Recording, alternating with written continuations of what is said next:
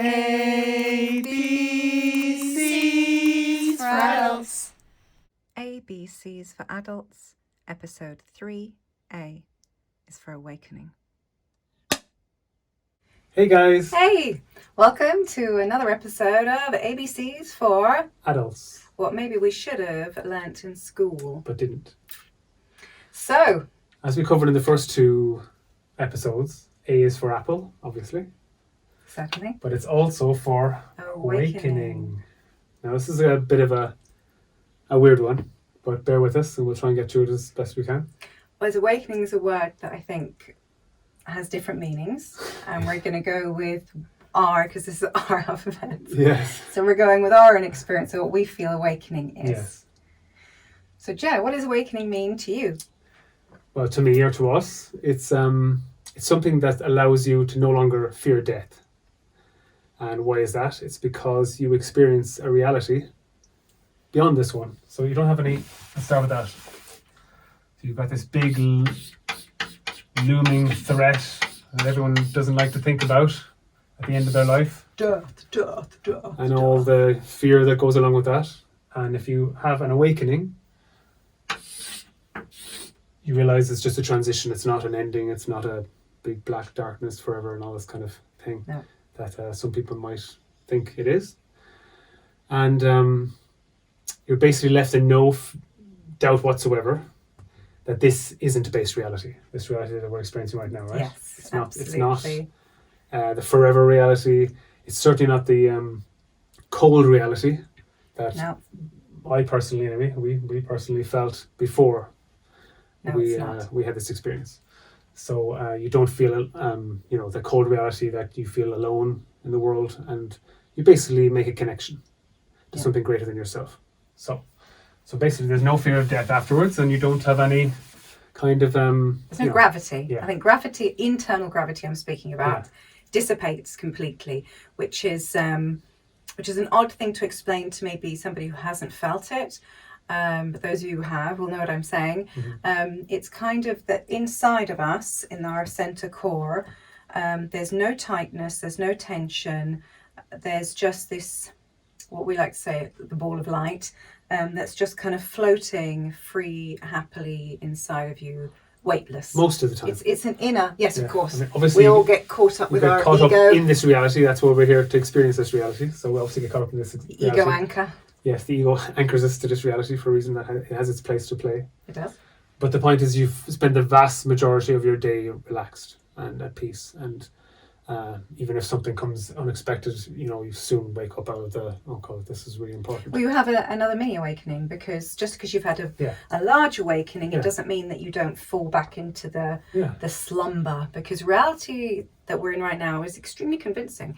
And that's, this has been touted, this has been discussed and pondered over for hundreds of years, for millennia, most probably, that, who are we, what are we, why are we here?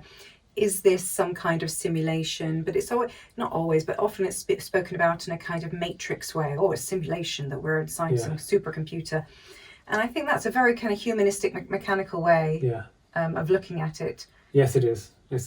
Yeah, kind of a mathematical which way makes it cold, which makes it the opposite of what it is. Yes. Which it isn't cold at all. It's or calculating. It's just one big pool of loving embrace.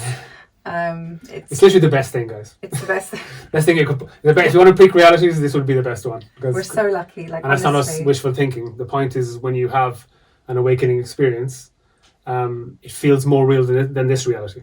Like you it's not like you feel, it's not thinking the wrong way to put it. You don't feel that you don't kind of calculate, maybe this is, it's like, well, I thought that this was everything, and it absolutely isn't. Like you become aware of the fact that a sliver of time has been spent in these avatars, and I don't want to go into too much detail because we'll be talking about C is for consciousness as well, and U is for universe and stuff like that, and we don't want to go into too much detail now because we're off. But also it's a bit, people watching this are going, what?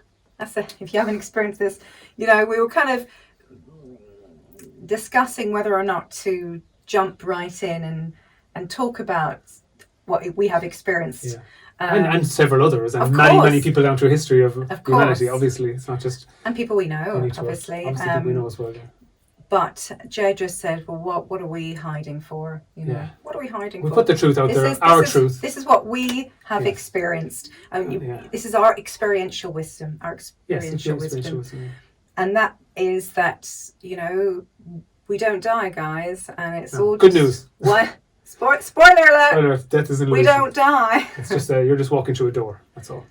And you're finished with this because you've fulfilled your purpose here.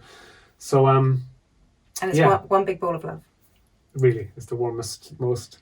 Oh my God! It's actually home, ever. and we're here on holiday. You feel like you're in a cradle of love, and you're just like, oh my God, this is amazing.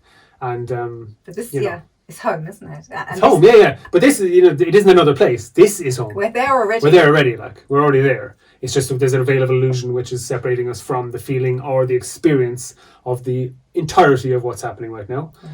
You know, just like the electromagnetic spectrum, you're only privy to this tiny little sliver of light. You know, there's a lot of other things happening that we kind of eyes can't perceive and our brains don't process. So it's just switched off for now. That's okay. So kind of like to skip kind of ahead with what we were going to discuss, because we've kind of got into this now. Yeah. You know, as far as we believe anyway, that is kind of the whole purpose of being here, is to do the old awakening jive. Yes. On a global mass scale. Yeah. You are skipping ahead. I'm skipping ahead, but just to kind of connect the two there. So Socrates once said, the unexamined life is not worth living. And if you think about Plato's allegory of the cave, he's talking about this kind of stuff. Absolutely. Yeah. He's saying that we're all hypnotized by the shadows, you know, that we perceive as reality, as base reality. And it's those who free themselves from the chains of illusion. Yeah. They're the ones that go beyond distraction, beyond the circus, beyond the theatre of this. If only just for a moment, and then just see beyond it. And take a peek behind the curtain. Yeah, the veil. Like, see the wizard. Yeah, they talk about the Matrix as well, or Alice in Wonderland, you know, beyond the mirror, like, isn't that for discuss? Or down the rabbit hole. Or down the rabbit hole, yeah. When you go down the rabbit hole to find out all this stuff, and we've been pretty deep, so we're sharing what we found with you. So we've been very fortunate. Yes, we feel very fortunate. We've also been around really cool people, and we've been, reading great books and had so many amazing teachers in our life. But anyway. Yes. So awareness. Not awareness, awakening. Sorry, awakening. So we find that we're actually... Cut that. Well, we don't cut anything. So we're in this, like, the vast majority of humans at the moment are in this work, eat, play, sleep program. So it's work, eat, play, sleep. Eat, play, and sleep. And then this cycle is run over and over and over again until what we are told is the end, which we've already discussed isn't the end, except only a transition. Death, okay? So you work, you eat, you play, and you sleep. What do you guys think about that? What do you guys think about that? Just take a second. Is it enough? Like, do you think that's... Are you satisfied with that being everything? Do you know what's interesting is it's if you are happy in your work and if you really are fulfilled and you really enjoy your work, then I think that really changes all of these. Yeah. If you're not, and you're being a wage slave and you're being kind of forced through fear of becoming homeless, then you have to. Then that changes everything. Sure, that's a good point. Yeah. So it is a program that we do. I think it's not even against our will. We're not even aware that it's against our will. We're not even aware that there's another choice. Yeah. And if we're only, I think what we're trying to say is, if you're only looking at these things as your life, instead of any kind of self-reflection or,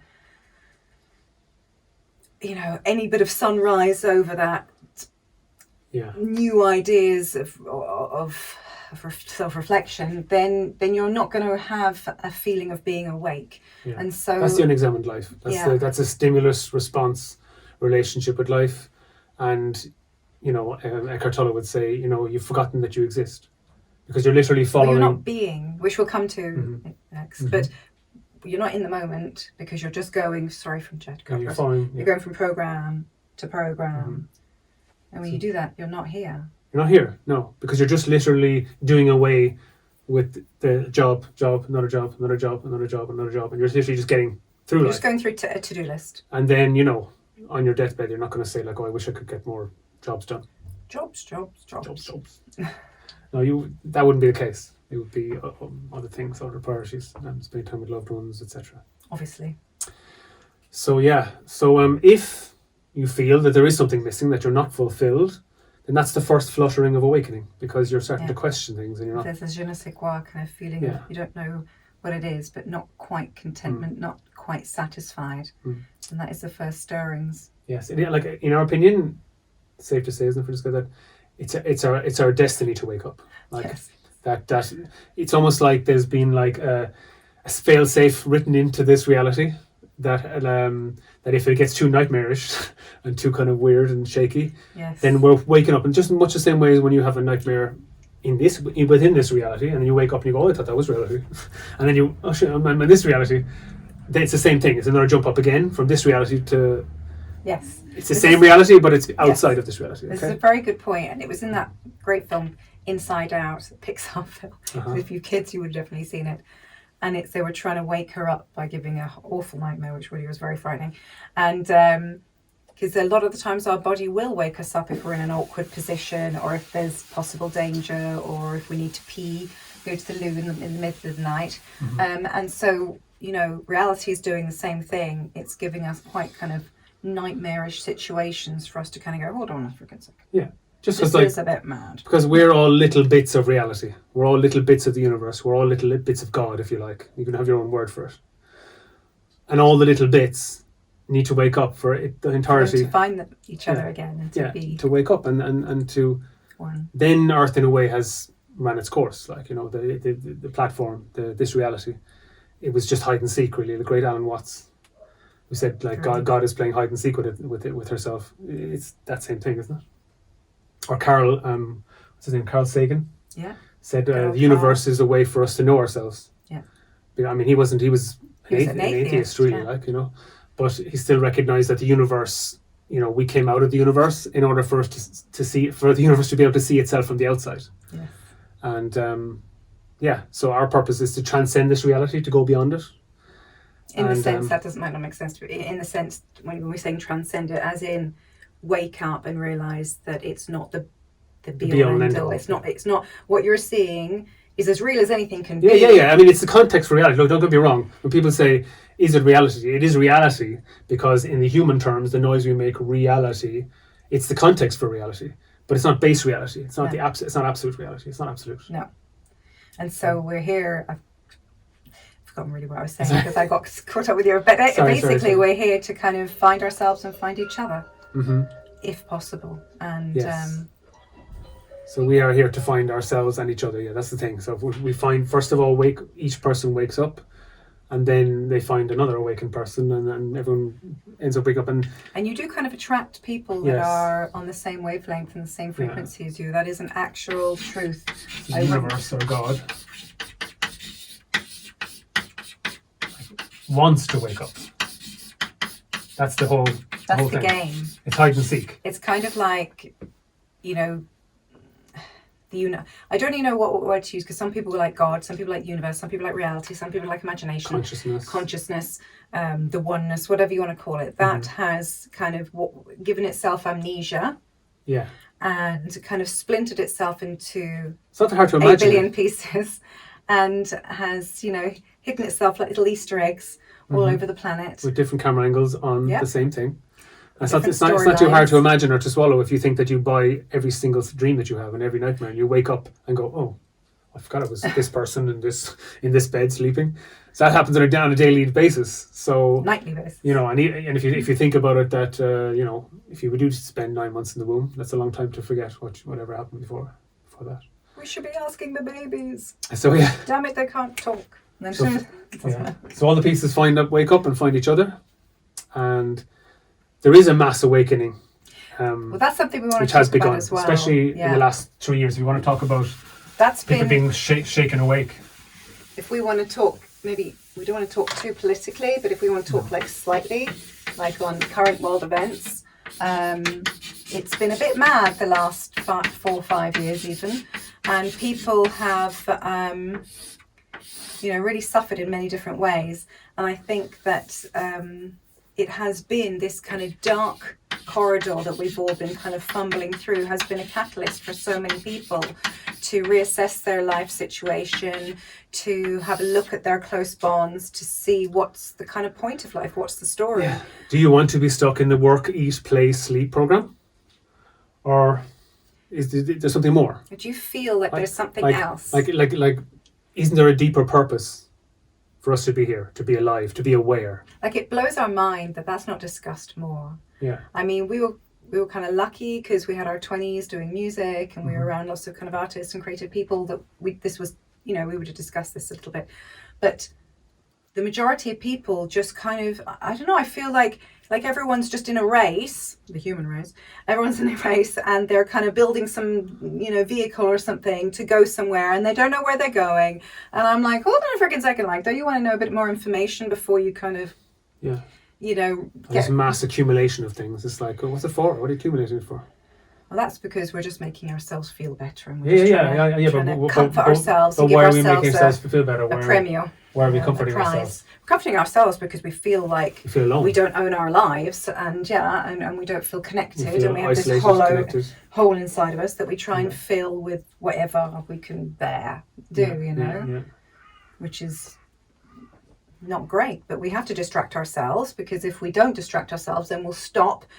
We won't be these sleepwalking zombies, which are consumerist, cool dudes, which the people who are also not quite aware of all this in the control panel of planet Earth, they want to kind of siphon that energy, which is really for another channel completely.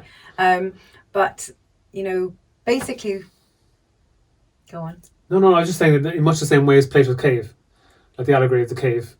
It's great. Then when someone climbs out of the cave and experiences real reality, first of all, they're blinded by it, and it's very hard to take in. They don't understand it. They have no reference, because all that they knew was the shadows. That's all they knew. So to see a real bird is like, how could... Yeah, to see reality as it really is, and how it's all interconnected, and that we're all one thing, experiencing itself subjectively, as Bill Hicks would have said.